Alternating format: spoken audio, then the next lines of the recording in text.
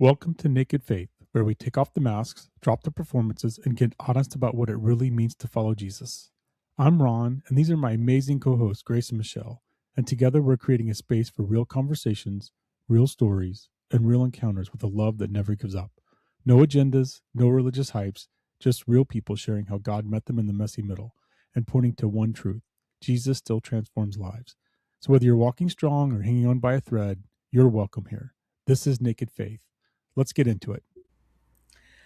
All right. Well, hey, welcome back to our episode of Naked Faith. And so tonight we're going to deviate a little bit from what we have been talking about.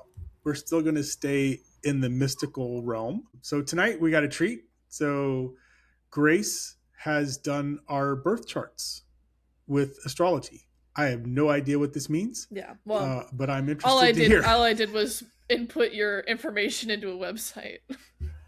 Yeah. Okay, yeah. But you know how to interpret it. I said, literally you just showed us, and I was like, I don't have any idea what all that means. But so we're gonna let you talk. Right. So, yeah. So let's just I want to preface this entire episode by saying I don't consider myself an astrologer. I feel like I only know 5 layers into an 1,000 layer, onion kind of thing. All the things of there's so much that I don't know how to interpret, to be honest. There's so many details when it comes to degrees and transits, and then the whole compatibility of signs, and there's I don't know. There's so many things. But the basics of at least knowing the planets somewhat and the signs to a certain degree. And so let's just start with what exactly you're looking at when you look at your birth chart. I consider it just like a map or a graph of a wheel kind of thing, and all those numbers on the inside, those are all the houses of astrology, and each house pertains to a certain area of your life. And then the signs are kind of like that outer ring. It shows you see the names of the signs on the outer ring, and that's kind of how it's being expressed. But then the planets specifically are what exactly is being expressed in that sign and that house. It's one weird math equation. You know what I mean? Mm-hmm. It's very convoluted. And again, I feel like I know very basic stuff. I'm not an expert by any means. I'm always learning. But where to begin? I mean, I'm looking at Ron's birth chart right now. So as you can see, you have your sun in Taurus. That's always the most basic thing that we all know. Just our when you think of your regular zodiac sign of the day you were born, you know what it is. When you say sun in Taurus, what does that mean? So you probably always said you were a Taurus, right? Because you were born in September. Yeah. That's in April. Your sign. Yeah. And April. Sorry, Michelle's the one born in September. So sorry. And I know this. I know when the signs are in the year for the most part. So the sun is your identity. It's the ego. And Taurus, that's April and beginning of May, I think. Yeah, end of April, beginning of May. And it's an earth sign. I don't know if you knew that. Huh. So you have more of a grounding energy just in your regular self, I suppose. And then does any of that make sense before I dive deeper? Does that make sense? Kind of. Okay. Well, I guess I'm just trying to understand grounding energy. Well, yeah, that's just the very basic of it's the earth element. All earth signs are going to be grounding to some degree. And then Taurus, I want to say, is the more stubborn of the earth signs, from what I know. And I consider Taurus right to be the stubborn. So Taurus is stubborn earth sign. I would say Aries is kind of a stubborn fire sign. You've got that headstrong, because Taurus is the bull, that's, and it's when you're thinking about the whole astrology of it, because the reason I love astrology so much is how much it's connected to the stars and the planets. I just have always loved astronomy to some degree. So then to like add a little story to it with astrology is fun. But so when you were born, the sun was in the constellation of Taurus in the sky. Like if you look at the wheel, graph, map, whatever you want to call it, the chart, obviously, that's what it is. That's what it's called. But visualizing it, you got the horizontal plane. You think of that as just like that's the Earth horizon, obviously. So then the wheel is like where the planets were in the sky when you were born, if you were to look at the top half of the wheel. And the bottom half of the wheel is like where the planets were on the other side of the Earth, you know, below the horizon when you were born. And so obviously, since you were born at 4 a.m., the moon was almost directly in the sky, above in the sky. So that makes sense. And obviously, the sun is past the horizon in the second house. But yeah, so the sun was in the constellation of Taurus in the sky. Not that anyone would have been able to see that in North America, but because it's below the horizon. So then your moon in Sagittarius, that's the constellation of Sagittarius in the sky. And Sagittarius is a fire sign. Your moon is related to all of your emotions, the emotional side of yourself. So you got some fiery emotions, I guess. You're a stubborn ego with fiery emotions. Kind of thing. Not wrong. No, is that not true? Is that not true? I'm a teddy bear. Come on. Okay, well, here's the thing. Michelle. That's why we keep going. Because then we keep going to your rising sign. Now, these are your big three signs. Your sun, moon, and rising. That's like very basic astrology terminology of like those are your big three signs. So your rising sign is in Pisces. And that is probably what makes you a teddy bear, because it's that water sign. Pisces are very like dreamy, kind of ethereal or mystical. They've got that like kind of vibe element to it. So, yeah, whimsical maybe, but yeah, that like water energy kind of. That sounds right too. So it's an interesting balance, honestly, because you do have that earth energy, but then you have your time's coming, your rising Michelle. sign is how you like come off. But like your rising sign is how you come off to others. It's kind of like how others might see your energy or get you, kind of thing. Does that make sense? Huh. Yeah. So is that true? And those are all Is that true? Okay, so I have to ask if that's true. I can't ask that of Michelle because she's known me her whole entire life. But you I've only known for 2 years. So how did I come across to you when we first met? I mean, I think I could sense that earth energy within you. And it makes a lot of sense seeing how many planets you have in Taurus. So this is another like little perk of birth charts is when you have 3 or more planets in the same sign, that's called a stellium. And so it's just kind of like more dominant and prominent in your birth chart. And so like I have a Cancer stellium, so I got a lot of water in my chart, if you couldn't tell by how like, I don't know, intuitive I can be sometimes. But yeah, like I have like 4 signs in Cancer. You have 4 signs in Taurus. So I definitely got some kind of like like earthy energy, I feel like, upon meeting you. And with the moon in Sagittarius, like again, it's like fiery, passionate. Like the three fire signs are Aries, Leo, and Sagittarius.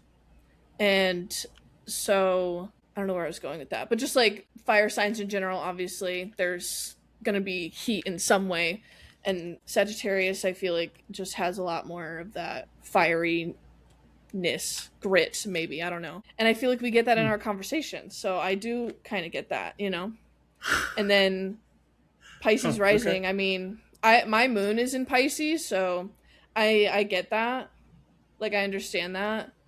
And I think it's just so interesting to like interpret these and just kind of like think back on like our conversations up until this point and be like, okay, I can see how we like maybe clash sometimes, or how we can like go with the flow sometimes. Like it's definitely very interesting. Huh.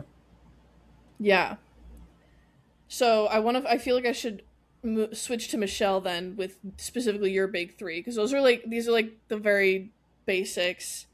Like if we get into the specific planets, we can't like planets, areas of life, like the houses. I mean, we can, but I don't want to like get too far into Ron's and then neglect Michelle. And we're only 10 minutes into the episode. I don't know. You know what I mean? I just whatever. I'm going with the flow. Yeah. So Michelle, I was so surprised by your chart when I saw this, because I was like, your sun, moon, and rising is all in Libra in the same sign, which I don't know how rare that is. It might not be that rare, but I feel like it is like a shock. Like, I don't know. It seemed like a surprise or something of just like, whoa, I wasn't expecting. Like, it doesn't feel common for me. I feel like, you know, when it comes to birth charts and astrology, it feels like a blueprint of like your energy, and it can be like a roadmap to your life. So the fact that you were all three in the same exact sign, and and that's air sign. Did you know that Libra was an air sign? I did not, and I was going to ask you that. Okay. Yeah, so a lot of air energy for sure, because you also have a stellium in Libra. So I just was so intrigued, like looking more on all of these, and then thinking about my chart too. Is like Ron has a stellium in Taurus. He has a bunch of Earth energy. You have the stellium in Libra. That's a lot of air energy. I have a stellium in Cancer. That's a lot of water energy. We just need a fourth person with a stellium in some fire sign. Like, it's so interesting. So does that mean she's really flighty? No, I wouldn't say that. That would be like almost spot on. Honestly, that might be a stereotype or a trait for Libras. I'm not incredibly well versed on like all the specific traits with all the signs, but just like basic. I mean, Libra, the sign is the scales, like the fairness scales. So like Libras are very much about balance a lot of times, and that's true. Yeah, and the fact that your moon is in Libra too, like your emotions don't weigh you down as much. I don't know. Yeah, that would be for you to determine, because I'm not as close with you guys as you are with each other, obviously, being in the same family. But yeah, because my mom is a Libra, so like I'm also kind of like going based on that, of what I know of that. But obviously her sign is completely different. She's gonna have a different moon and a different rising.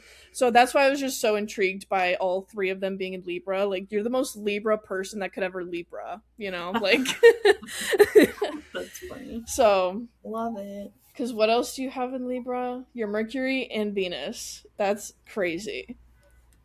So Mercury is the planet of like communication. That's what it represents.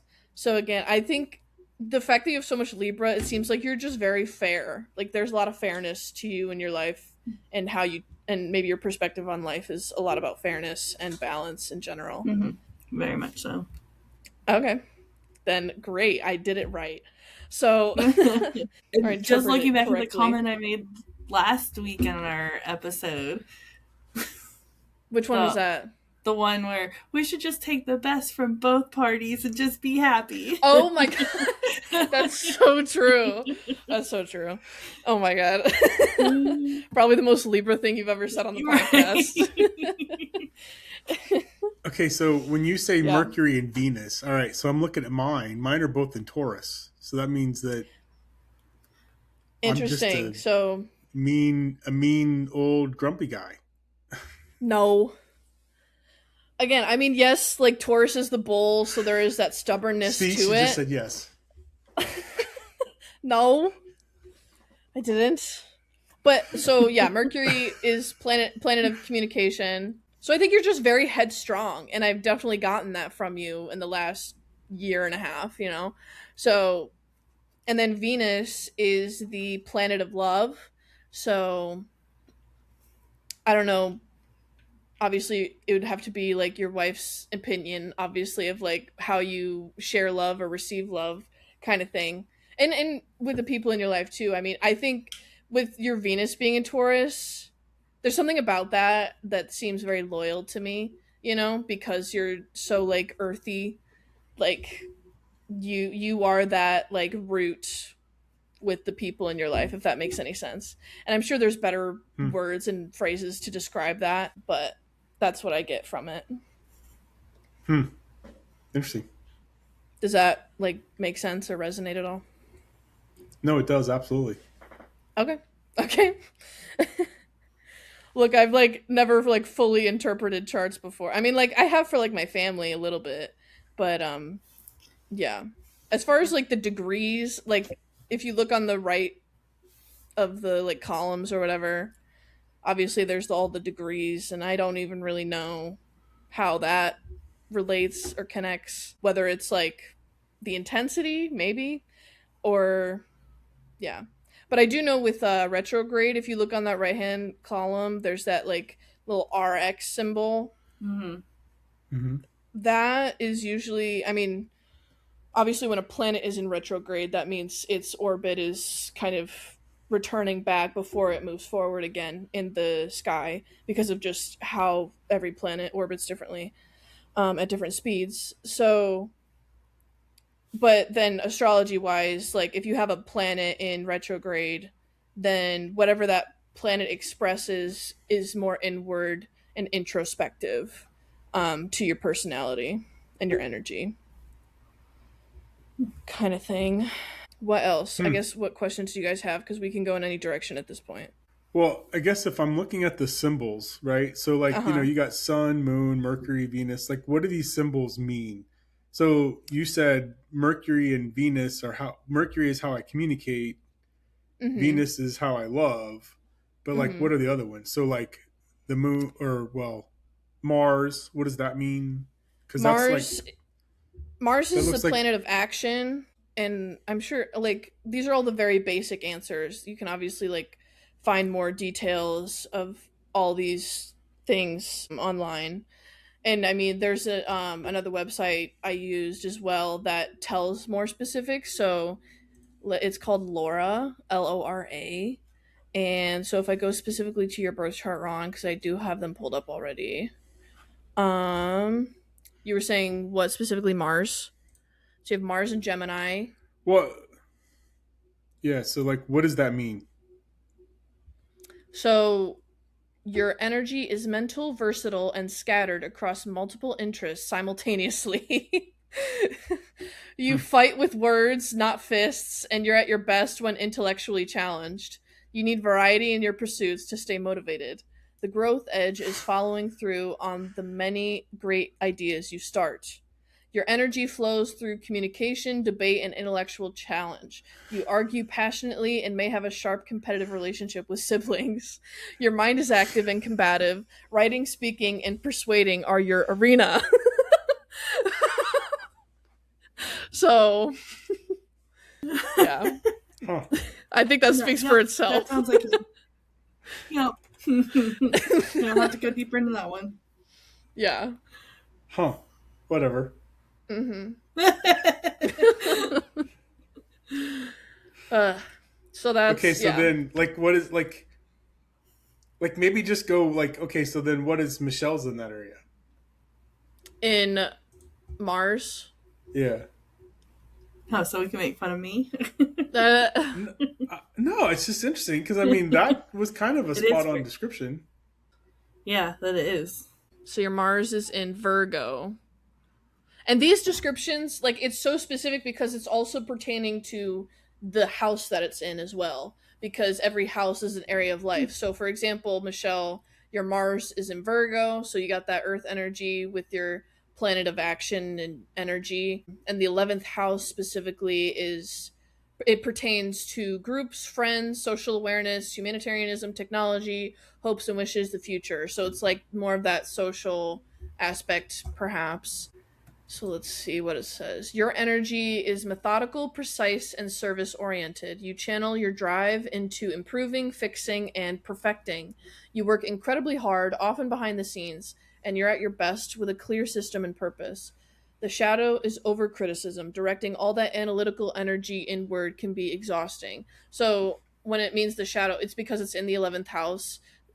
Like the 11th and 12th house are more of that kind of subconscious shadow energy, and which makes sense that last week we were talking about how you feel like you're very introverted, and a lot of your signs are in the 12th house and 11th house. But yeah, so I find that really interesting. And Virgo is like, Virgos are known to be like really hard workers. They want everything like precise and correct, like done correctly. Like, yeah. And then with it pertaining to your 11th house specifically, it says your energy is directed toward social causes, group leadership, and activist pursuits. You fight for the collective and may lead organizations, movements, or innovative projects. Friendships can be dynamic and occasionally combative. Does that resonate? Make sense? Yeah. That sounds I mean, right to me. Right. And from what I know, like obviously you're like leading and creating the Vacation Bible School at your church, right? Mm-hmm. Yeah. And are you the like basically the director of youth ministry at your church, or like no, like more kind of like a volunteer. Okay. But I work really closely with the director. Okay. Because it just, from what you've said before, it seemed like you had a big role with, you know, all the education side of that. Yeah. Is that right? Yeah. Okay. Yeah, so that makes sense what this is saying too. So. Yeah. Okay, so then the next one, Jupiter.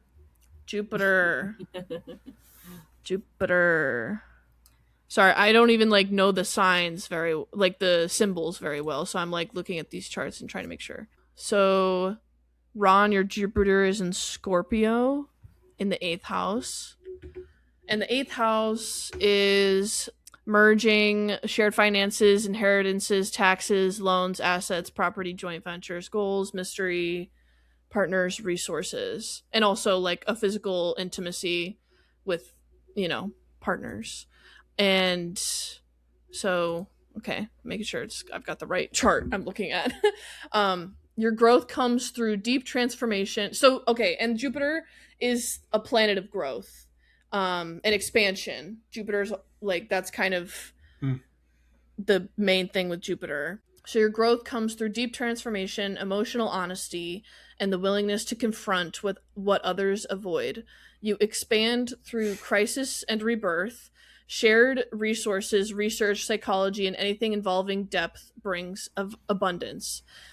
Before I continue, like thinking about that, because it is in Scorpio, and Scorpio is a water sign, and I would say Scorpio is kind of like the deep water sign. When I think of like it's got like a darkness to it, like a navy blue, deep ocean kind of vibes. Like that's what I get from Scorpio, or like even like a dark purple. Like I don't know why these are the things I use to describe the signs, but I think you know what I mean. With just kind of like that deep intuitive emotion side to it. So then it says transformation, shared resources, and deep psychological work are areas of profound growth. You may benefit significantly through inheritance, investments, or partners' resources. Crisis becomes a doorway to extraordinary wisdom. And then it has a little addition because I guess, yeah, Jupiter is retrograde in your chart. So with Jupiter retrograde, your growth and expansion happen internally before they manifest externally. You may find greater wisdom through introspection than through travel or external learning. Your faith and optimism are self-generated rather than borrowed from institutions. The conspiracy theorist much? You know, like that's what I kind of get from that, honestly. But amongst many other things, like that's obviously just one specific part of it, but I can definitely see that with you. What do you think? Yeah, I mean, I would have to agree with that. Yeah. I mean, that is interesting because, you know, like, okay, so when you said you were waiting for me to come on camera and because all you could hear me was typing, I was actually working on a Substack article, right? And it's about... Oh, really? Yeah. Yeah, and it's like a recap because of our last episode, you know? And so, you know, in there I mean, I don't know if you guys actually read when I do post an article, if you actually read it, but this one is interesting because it's all about like, you know, everything you've learned in life is wrong. And you know what I mean? And it's about how like, you know, we started this podcast and I said, you know, one of the taglines was, you know, love your neighbor as yourself. And then, you know, you think about, like we talked about this last week, what does that mean? And when you look at the Aramaic translation, the deep poetic translation of it, it's not what we thought it was, right? Like it brings on a whole different meaning. And again, this is all like the last year has just been, it's been very confusing, struggling, exciting, and challenging for me, because it has challenged everything that I knew in a way that I didn't even imagine. Yeah. And I do. And I'm sure, and that, yeah. Well, and I was going to say, I am doing things now that I would have thought were crazy and kooky before, right? Like meditation. You know, no, seriously. I mean, like meditation, you know, just meditating for 20 or 30 minutes a day on, you know what I mean? Like just emptying your thoughts and just being present with yourself. Like this is not stuff that I did before. And how does it feel now that you're doing that? It's kind of liberating, actually. I'm sure. You know, and I mean, yeah, you're saying, sorry, I was just gonna say, like, you're saying 20 to 30 minutes. That sounds like a good amount of time, honestly, to be meditating. Like, are you meditating every day? It's not every day, and I want to get into the habit of doing it every day. But like, okay, so here's the other thing we talked about, right? Like, you know, you guys brought up dreaming, and so then I started thinking, like, why don't I have these dreams, and why can't I remember them? So I started researching on how does one have lucid dreams, and then it led me to astral projection and out of body experiences, and I always thought that was kooky stuff, but then now here I'm trying it. You know what I mean? Yeah. This is all stuff that I would have probably, you know, I don't know, maybe age. I mean, age might have something to do with it, because I'm tired of the BS in life, and I'm, you know, 56 years old and thinking, like, I believed a bunch of crap for my whole entire life, and now I'm learning that it's not true. You know what I mean? So, like, there's a lot of this introspect where I ponder a lot things. Yeah. So I would say that's a spot on. I mean, that's pretty. Yeah. Well, more enlightened, aware. Yeah, absolutely. I was gonna say you're becoming aware of your own awareness. That's kind of what meditation is like. Yeah, exactly. Yeah. All right. Should I go to Michelle's Jupiter then? Yeah, let's do it. Jupiter in Aries in the 6th house. And the 6th house is the area of health, fitness, systems, analytical nature, pets, work habits, organization, sense of usefulness, and service given. If that gives you any idea. So then Aries is that fiery kind of sign. So this says, and again, Jupiter is the planet of like expansion and growth. So you see how it like kind of all funnels down into something more specific, where it's like, this is the area of your life that it pertains to, and then this planet is like how it's being expressed. Or I guess no, the sign is how it's being expressed, and then the planet is what is being expressed. It's all very like specific, you know what I mean? Yeah. So yeah, so your growth and abundance come through boldness, initiative, and courageous action. You expand by going first, taking risks, and trusting your instincts. Opportunities find you when you're being authentically assertive and independent. So yeah, Aries is a very bold kind of fire sign. That's kind of their main thing. Work, health, and daily service are areas of growth and opportunity. You tend to have good health or find effective paths to wellness. Your work life expands through skill development, and you attract fortunate opportunities through diligent service. Does that resonate at all? Yeah. I think so. Only a little bit, or what? Yeah, a little bit. I don't know if I'd call myself bold, but you know. And then it is also retrograde in your chart. So your growth and expansion happens internally before they manifest externally. And like before, you may find greater wisdom through introspection than through travel or external learning, and your faith and optimism are self-generated rather than borrowed from institutions. So there's a fire in you. There's some kind of bold fire energy in there that you can tap into kind of to, you know, further your own growth and expansion if that's something that you want. Yeah. You know? She comes from a family of conspiracy theorists. Yeah, exactly. I mean, her dad and her uncle are probably the worst. Right. It would be interesting to see your dad's birth chart as well, and how it relates to so Ron, and Oh, I could give it to you. So I could give it to you. Mm-hmm. So, funny story about that. Michelle will get this. So, when you said you needed exact time that we were born, right?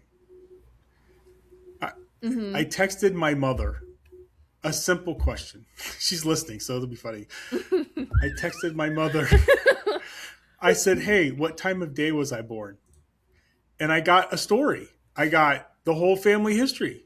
And all I wanted to know was what time I was born. I can tell you when my sister was born. I can tell you when my brother was born. Yeah. I was reading the text. I was like, Mom, all I asked was what time of day was I born? Hey, she wanted to tell you that. She wanted to tell you that story. Well, you know. But listen, yes, I totally understand. Yeah. Yeah. You love her. Like, I love my mother. I do feel like you know. Right. I find that to be a common thing where, like, the older you get, it's like asking my grandparents also a very simple question, and they then extrapolate on a whole topic of conversation.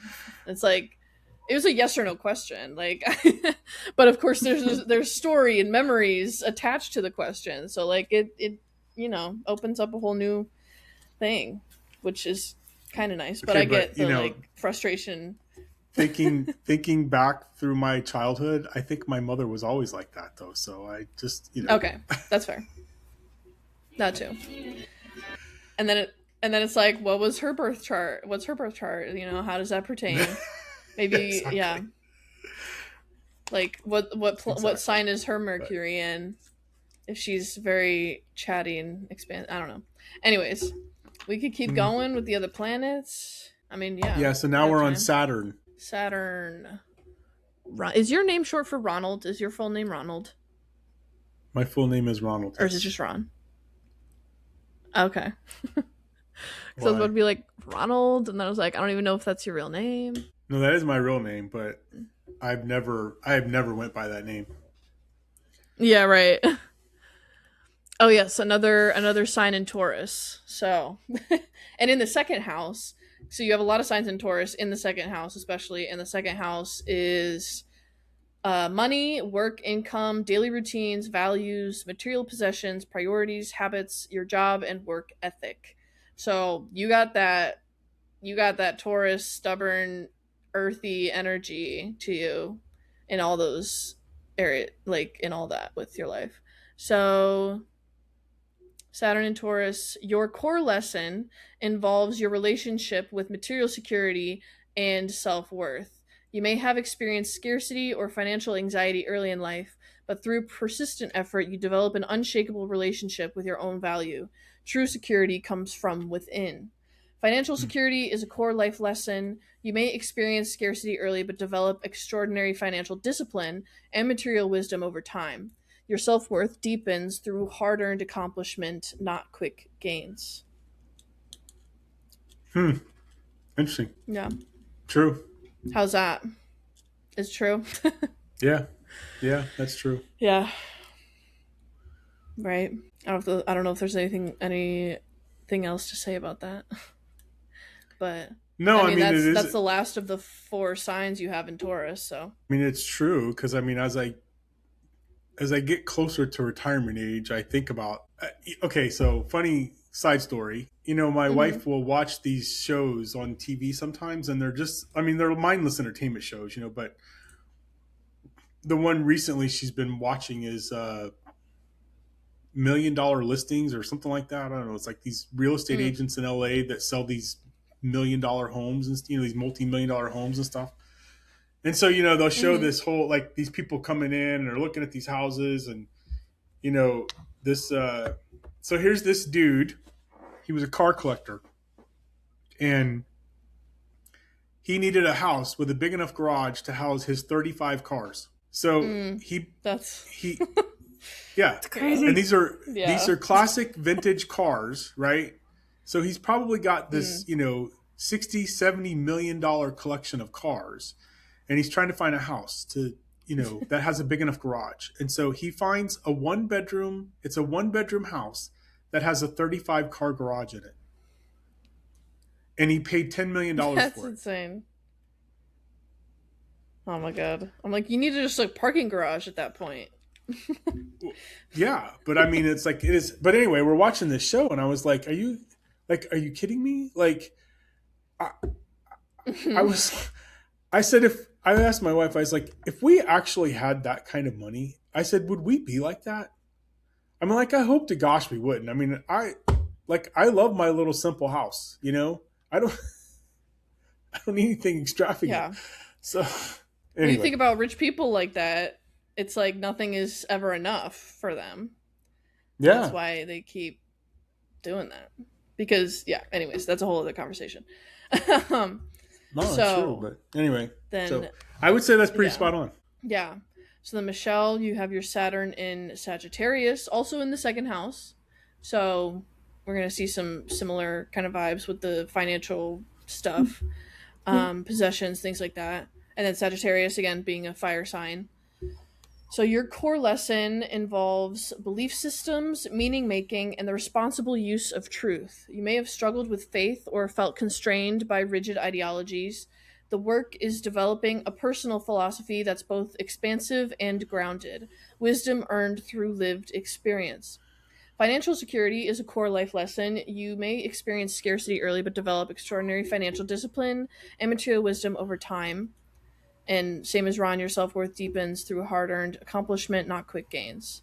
So just with Saturn being in your second house, that's that financial aspect to it. But yeah. That sounds right. Yeah. I'm trying to, what does Saturn represent? It's fears, restriction and limits, structure, discipline, that kind of thing, I think.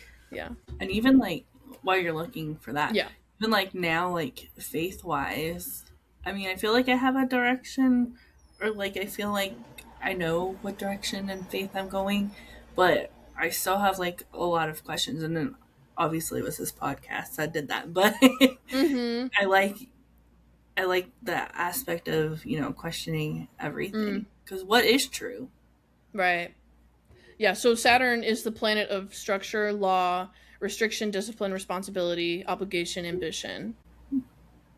But and then just looking at this other source, it's just a whole other layer to all of this as well is every planet rules a specific sign.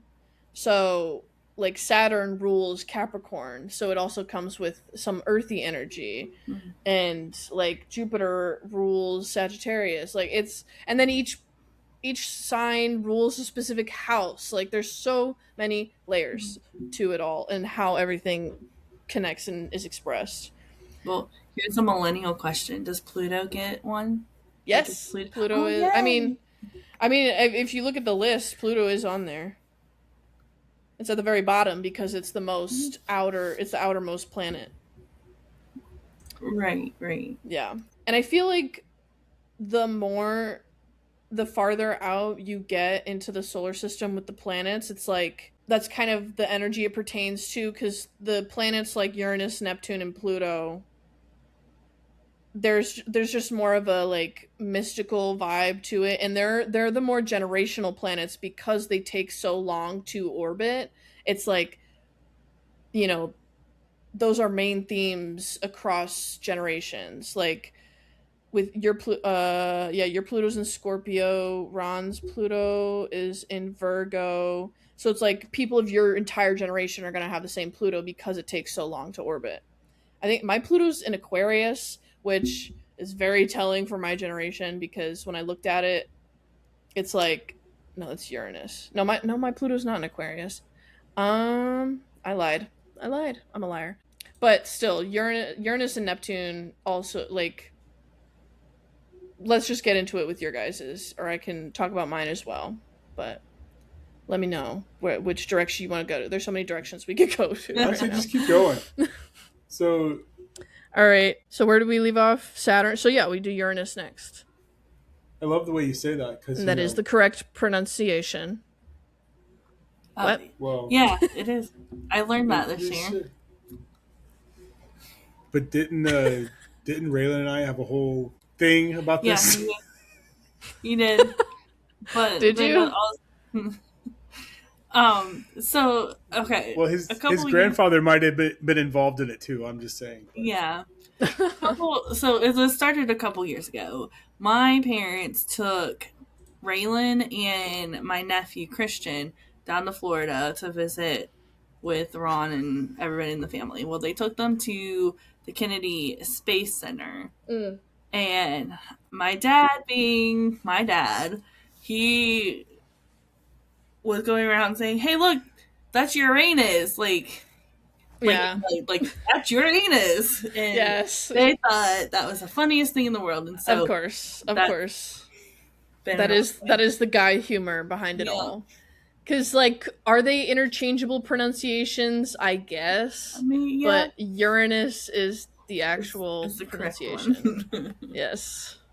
That sounds like the Gen Z. No, I'm just kidding. This guy's gonna make some stupid joke. Oh, the Gen Z version, the woke version. Yeah, well, I will say the woke version. That's what. Like, it's not Uranus, it's Uranus. I'm sure. Anyway, sorry. Well, like on all the NASA videos now, they say Uranus. Right. That's not how and they it's pronounced NASA, it when I was a kid. So they're the experts. Yeah, there you go. So it's probably a millennial thing, because I'm sure, like, the people who work in NASA now in those kind of positions are probably millennials. So it's probably our fault. Probably true. Probably true. So, Ron, okay, anyway, your Uranus back to topic. Is in Libra. Yeah. So it's in Libra, right? Yes. I'm, like, making sure I got all the lists and the charts lined up correctly. Yeah, Uranus and Libra. So that you got that connection with Michelle, I guess, a little bit. And it's in the 7th house, and the 7th house involves relationships, marriage, contracts, business partners, equality, sharing, interpersonal style. So the 7th house is very much relationships. I feel like I know the 7th house a lot because a lot of my signs are in the 7th house in Cancer. I'm a very relational Cancer intuitive person. Anyways, we're not talking about me, we're talking about you. So Uranus in Libra in the 7th house. Your generation brings radical change to relationships, partnerships, and social justice. You may experience sudden shifts in close relationships and are drawn to non-traditional partnership models. You attract unconventional partners, and your relationships feature sudden shifts. Freedom is required inside commitment, not outside it. So, and you're considered Gen X, right? Yes. Yeah, so I don't know, that feels... Oh, I just saw your dog. So cute. Yeah. Oh. I mean, Gen X, I feel like, is the hippie generation. Maybe not the hippie generation. Is that more boomers or Gen X? I don't know. No, but you know what I mean? Gen X would be the more... So we were after the hippie generation. Well, I mean, I guess the hippies start in the 60s, but in the 70s... So... interesting because, I think I probably told you guys this before, but I did some leadership classes many years ago, and they talked about the generations. And one of the things they said about Gen Xers is we were the least supervised generation of all the generations alive today, which is true. Because, we grew up in a household where both parents worked. So, I mean, mom and dad weren't home. We were expected to do things. We expected to, you had chores to do. And it was expected that you just did it, and you knew what you had to do. But I would say, and I don't mean this to be a negative on your guys' generation, but we were problem solvers. We didn't need help. it's so when you say radical, like I think maybe that's the radical change, because we didn't have a lot of adult supervision. So a lot of things we had to figure out on our own. Which then led to the millennials, which were babied because we weren't, which then led to the Gen Zs, which were rebellious because they were brought up by parents who had helicopter parents. So I'm curious to see how like the generations of my kids, because I will be the first one to admit I am 100% a helicopter parent. Exactly. 100%. Yeah, but then also, Ron, your Uranus is retrograde. So with it being retrograde in your chart, your revolutionary energy operates internally. And I said that before, like when anything is retrograde, it's more internal. You process change and innovation in deeply personal ways, and your need for independence may manifest as an inner freedom that doesn't always show outwardly. Yeah. So I want to buy a sailboat and sail around the world. To be free. Yeah. No, seriously. Do it. Huh. That's interesting. So then, Michelle, your Uranus is also in Sagittarius, as was your, what was it, Saturn? Jupiter. Saturn. Every time I look at these symbols, it's like hieroglyphics. I'm like, I'm not entirely sure. So Uranus and Sagittarius in the second house, like Saturn, obviously, because they're in the same sign. So that would pertain more to the money, possessions, job, work ethic, habits, daily routines, that kind of thing. So your generation revolutionizes education, travel, philosophy, and global connection. You bring innovative perspectives to spirituality and cross-cultural understanding. Your relationship to money, resources, and self-worth is unusual and subject to sudden changes. Conventional financial models won't fit you. So interesting. I could see that. Well, I mean, she's always. I do feel like she has some entrepreneurial spirit to her. And I feel like millennials really started to branch out as far as like, I don't know, spirituality and the business stuff, like being able to do things fully on their own, kind of thing. In a different way, I think. Yeah. I think millennials kind of started the whole like, I don't want to work for anybody else but me.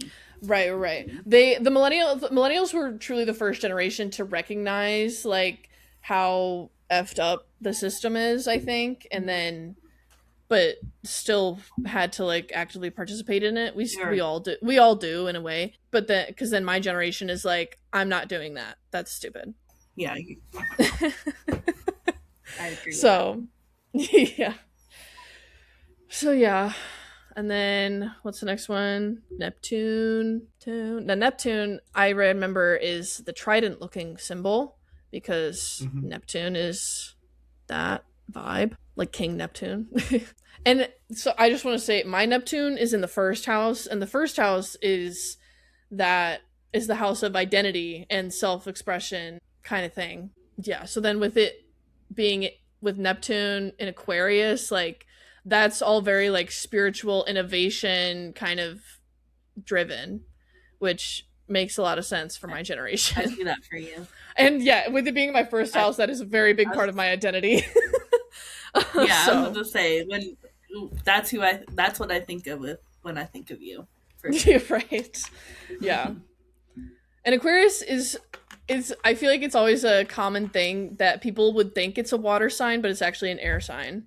Because the constellation Aquarius is the water bearer. It's not the water itself. It's like the person carrying the water or whatever. So it's an air sign for whatever reason. I don't know. It's so like astrology has existed for thousands, if not like millions of years, because it predates everything else. It's what people, you know, like in ancient Greece would base a lot of their stuff on, because they were the ones to also create these constellations, like, or name them. identify them, which I think is also really cool that the stars we see now existed thousands and millions of years ago for the people that lived back then on the same planet. Mm-hmm. It's like interesting to think about that connection through time, I suppose. And I know it's like any light, any stars that we see is light that was emitted thousands of years ago, you know? So like during those, ancient civilizations, that's actually the light we're seeing now. And that's traveled across thousands of years. That's crazy to think about. Which is, I think it's just so freaking sick and cool. Yeah, it really is. Yeah. So sometimes anyways. Billions of years. Yeah, right.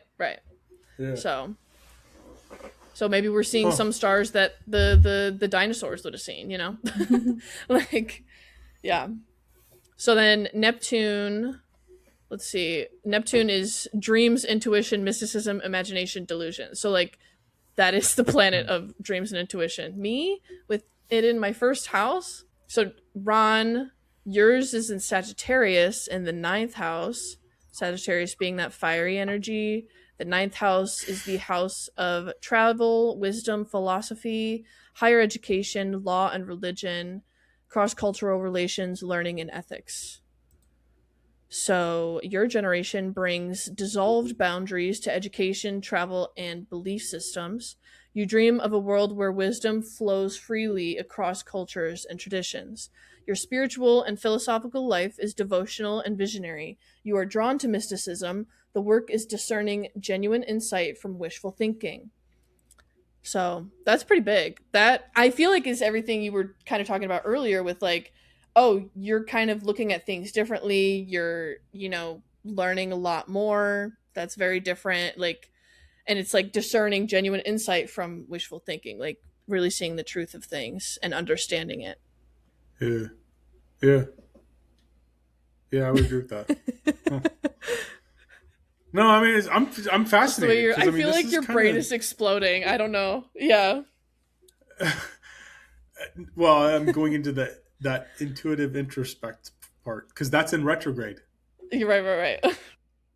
Yeah, well, mine's in retrograde, which means I'm internalizing it, right? Yeah. And also your Neptune is in retrograde, it says here. So your spiritual and imaginative life is intensely private and internally directed. You may have a rich inner dream world and deep psychic sensitivity that you keep hidden. Your spiritual path is personal and self-directed, which I find it very interesting considering we have an entire podcast about it. That's not like, in a way it is internal because you're being so, in a way you're being very vulnerable with your thoughts and your opinion. We all are being vulnerable with our thoughts and opinions about everything and about spirituality in general.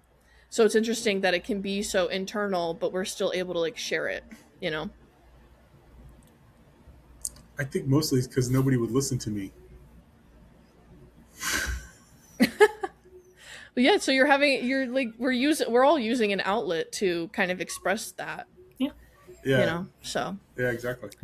But it's interesting. So this is, so you're saying these last couple are like generational and not necessarily specific to me, right? So it's interesting that if you say that, when you think about the generational, what you just said, right? So like, I see that a lot in my generation. We're not very open, right? We don't talk a lot about our.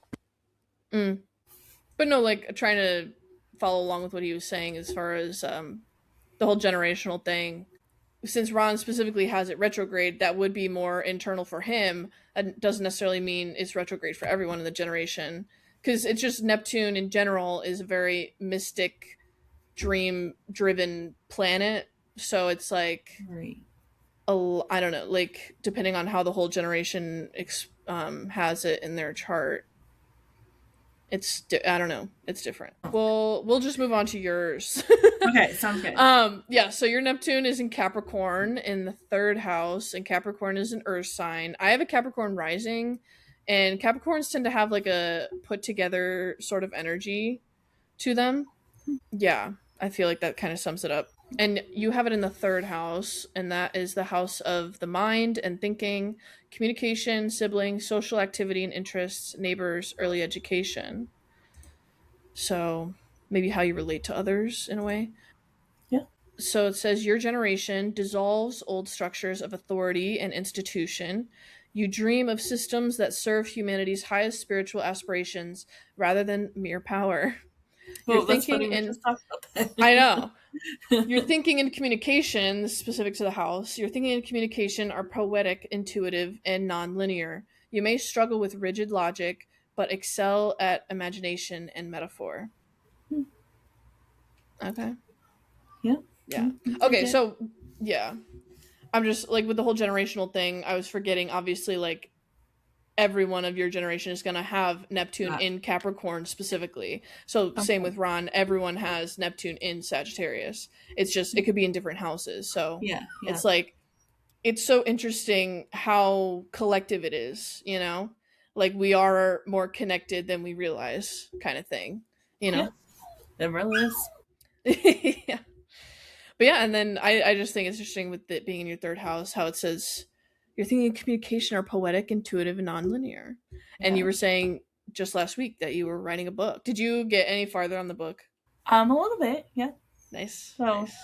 We're getting there. Yeah. Yeah. Do you have like a certain amount of chapters or just the number of pages? No, I'm just going. We're just gonna see where it takes us. There's no goal in mind. So can you hear me now? Yes, you are back. You're back. Yeah. I never really left. I could hear you guys the entire time. I don't know what was going on, but I know. It's okay. As long as you're here. But yeah, I just find the whole generational thing interesting. And it's almost like if you were to continue that book, like the way you're able to express your perspective almost feels like a generational thing for this, you know? Just because it is involving that third house. Right. So then, I don't know, I'm just thinking about like your Mercury was in what again? Because that's the planet of communication in Libra. So you have both earth and air energy. Anyways, I'm divulging. So then Pluto is the planet of transformation. It's a very much death and rebirth kind of energy. Because it is kind of the most outer planet. I feel like that honestly kind of makes sense because it's like the last stage before you just do that rebirth and evolution. So Ron, your Pluto is Virgo in the 7th house again. So that's the relationships. So your generation, this is kind of more Pluto and Virgo. Your generation transforms health, work, and our daily relationship with service and craft. Deep changes in wellness, labor, and the connection between body and environment define your cohort. Honestly, that could make sense with, I don't know, just seeing everything happening in our world and country right now. Just like people wanting to change things for the better kind of thing. Like maybe the overall routine of labor and all of that, health, work, anything, all of that. And Virgo is that, like I said before with Michelle, Virgo is very detail oriented, getting shit done kind of energy. So then with it being in your 7th house, intimate partnerships are transformative, sometimes consuming. Well, I was just saying mine's in retrograde too, so like again that means it's more internal, right?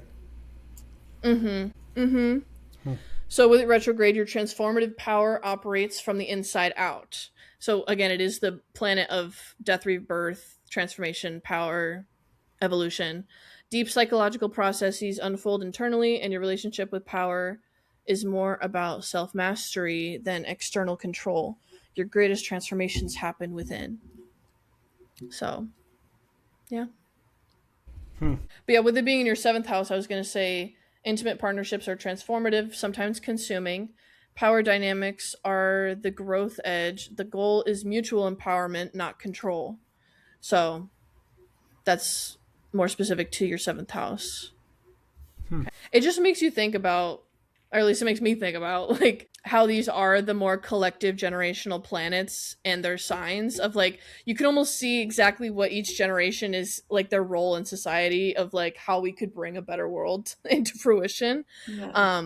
Because this just also feels like a part of the Great Awakening of society and humanity, I feel, honestly.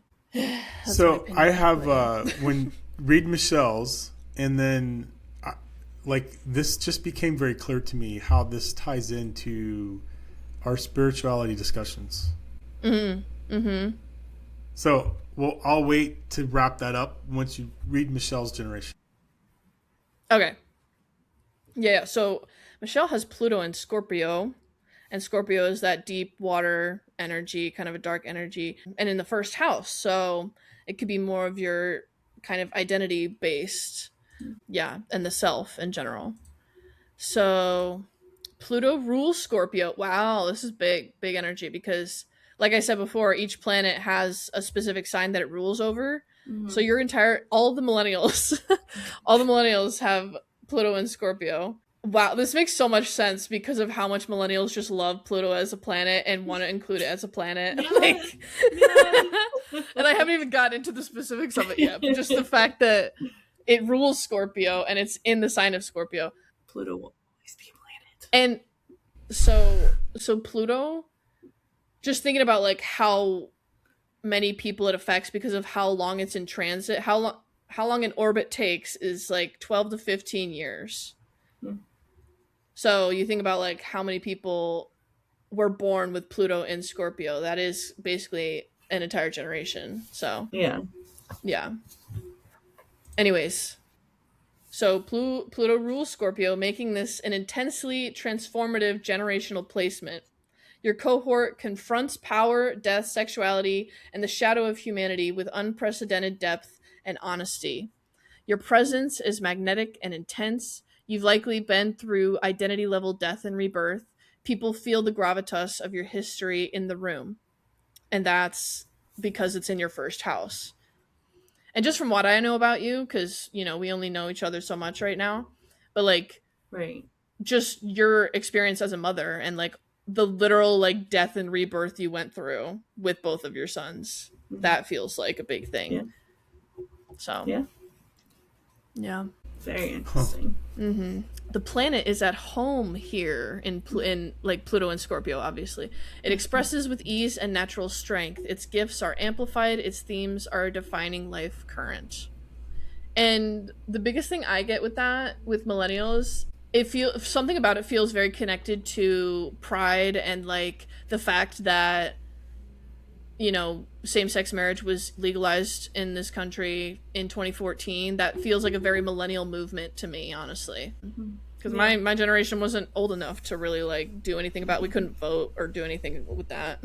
So, well, it goes back to what you're saying. Like, we kind of started the movement, and you guys are continuing it on and doing what we couldn't, so. Right, and that's the thing is, like, things seem very bleak right now. I always have hope because eventually my generation will be old enough to take office, and I feel like we have a lot more innovation in mind, and so I'm just, that's why I say it'll take like 10 to 15 years before things can, that's just that's a whole other conversation. I'm just like thinking about 10 to 15 years from now, like, we're basically going to be starting at ground zero and having to, like, build back up from that. And that's what the Great Awakening is, too. You kind of got to, collapse into nothing and then rebuild from there, kind of thing. Not to sound any bleak in any way. But, because then just to kind of wrap it up, my Pluto is in Sagittarius.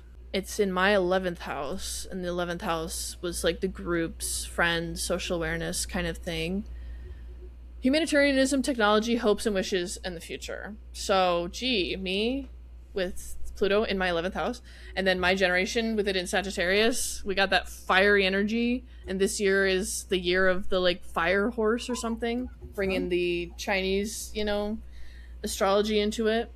But anyways, my generation transforms education, religion, and the global exchange of ideas. Deep changes in how we seek meaning, truth, and cross-cultural understanding characterize our era. Yeah.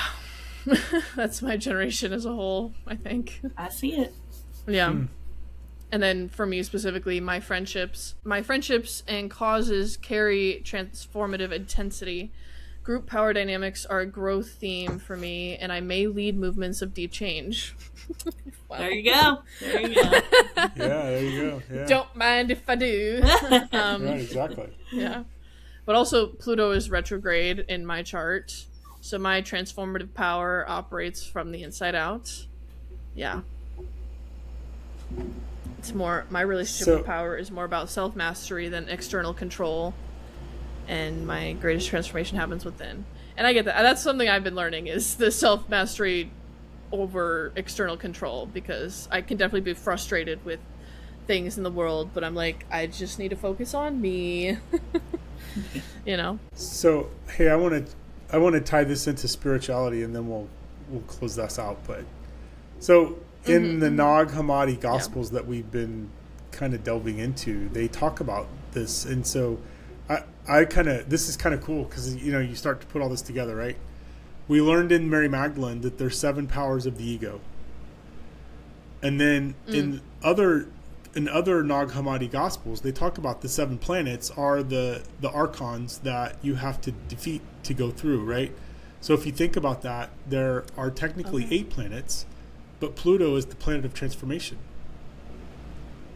So if you think about the planets before that, those are the parts of your ego that you have to defeat before you get to Pluto, and Pluto is the transformation.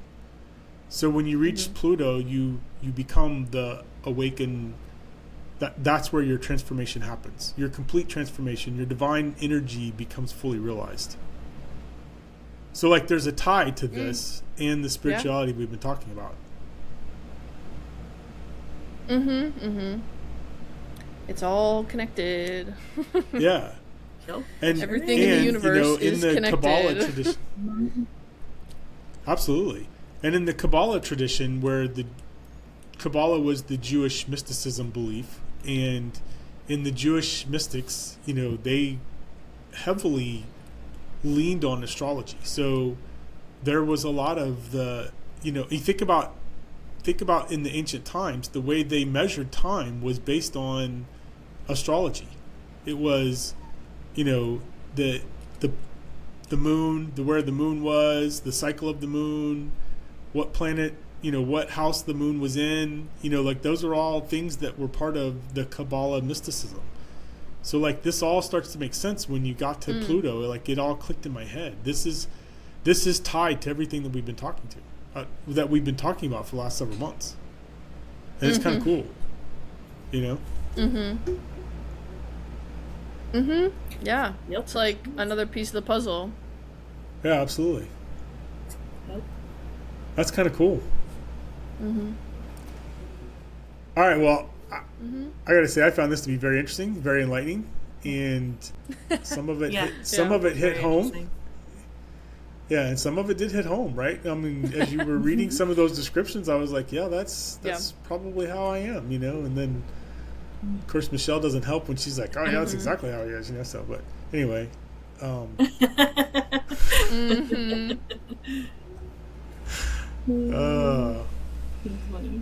So anyway, this was really cool. Thank you, Grace. I appreciate this. This was definitely cool and interesting, and a great diversion, from what we've been talking about. But it's interesting that we were able, it all ties in to what we've been talking about. So really, really cool. Yeah. Yeah, that's very cool. Yeah. So, all right. Well, I was just going to say we were over time, but go ahead, Michelle. I was gonna say you can follow us on all of our socials. We're on Facebook, TikTok, Instagram, all of it at Naked Faith Podcast. You can see our reactions or read our reactions on Substack at Naked Faith Podcast. And if you would like to join us in the conversation, you can send us an email at nakedfaithpodcast@gmail.com. All right. Thanks, everyone. All right. See you next week. Bye. Bye.